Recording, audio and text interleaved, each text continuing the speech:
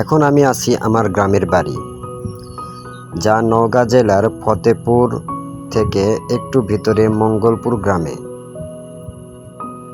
যদিও আমার জন্মস্থান এখানে নয়, আমার জন্মের বাড়ি হলো বগুড়া জেলার আদমদীঘি থানা ডহরপুর গ্রামে।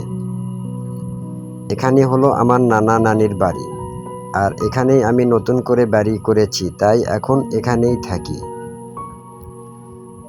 আমার ডান পাশে যে বাঁশঝাড়গুলো দেখছেন, এটা মূলত গ্রামের কবরস্থান।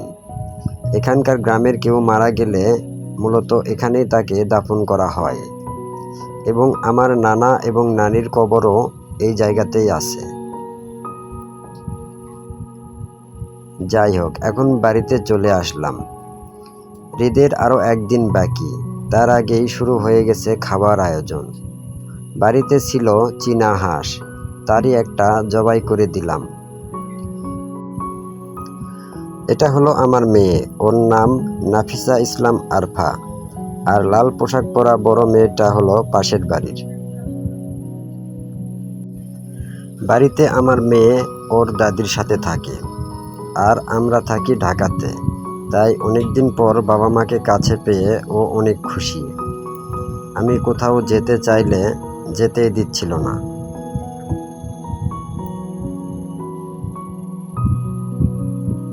যাই হোক, মেয়ের খুশি দেখে আমরাও অনেক খুশি।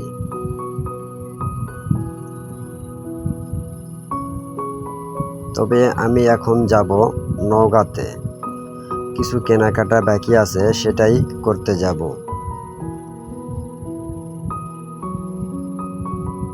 আমার যাওয়ার কথা শুনেই ও আগেই বাড়ির বাইরে এসে দাঁড়িয়ে আছে, যেন আমি যেতে না পারি।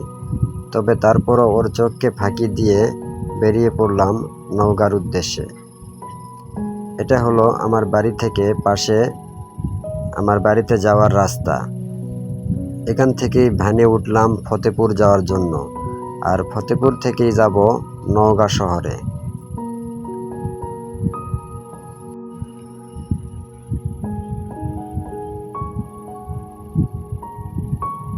আশেপাশের গ্রামের পরিবেশগুলো আসলেই অনেক সুন্দর।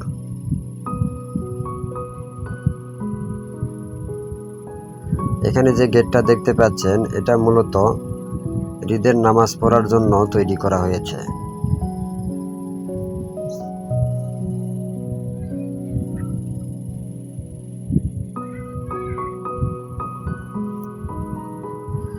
যাই হোক, আমি এখন ফতেপুর চলে এসেছি। এখান থেকে আবার অটোতে উঠে যাব নওগাঁর দিকে। এটাই হলো আমাদের ফতেপুর বাজার।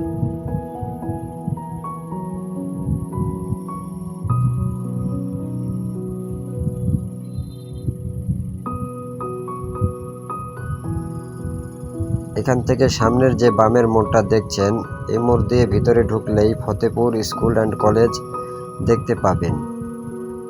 আর আমি ডান পাশের রাস্তা ধরে যাব নওগাঁর দিকে। এখন আমার বাম পাশে যেটা দেখতেছেন, সেটা হলো নওগাঁর বিডিআর ক্যাম্প। আর এই জায়গাটাকে অনেকে বটতলা নামেও ডাকে। এটা হলো বিডিআর ক্যাম্পের গেট।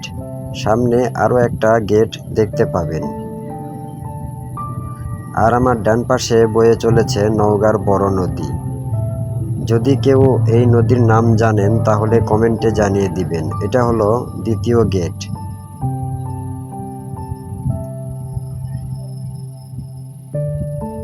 আর এটাই হলো নওগাঁর বড় নদীর ব্রিজ।